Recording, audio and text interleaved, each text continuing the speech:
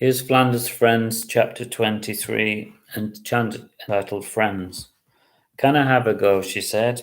Sure, said Tim, and he handed her the bat with the trace of a smile on his face. She walked confidently and stood proud, waiting for Arthur to bowl. Arthur was smiling, but he looked stern as he ran towards her with the ball in his hand. Thwack! The ball came towards Tim at great speed. He dove to catch it, and he felt the ball bend in his fingers before hitting a nearby tree. Tim crashed to the ground, and when he stood up, his once pristine school trousers were unfortunately stained by the grass. He wasn't happy.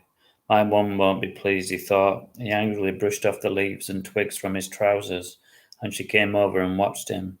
What's your name anyway? Said Tim a little rudely. I am Emma, she said, and she offered her hand, which Tim shook. Oh dear, now we've both got green hands and fingers, Emma said mock sternly.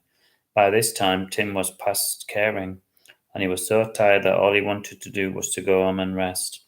I've seen you at home, said Tim. Would you like to be friends? She added. Tim thought of it for a few seconds. He'd never had a female friend before. Okay, he said, and he looked up and he saw Arthur wink.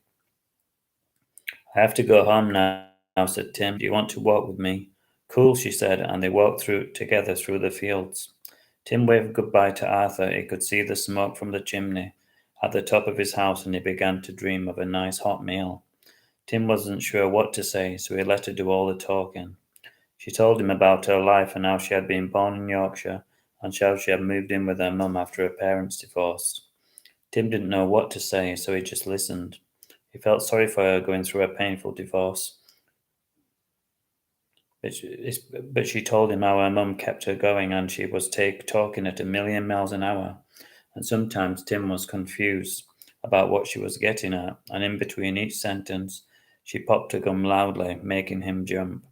She was so full of life that even when she was saying sad things, she still made him smile.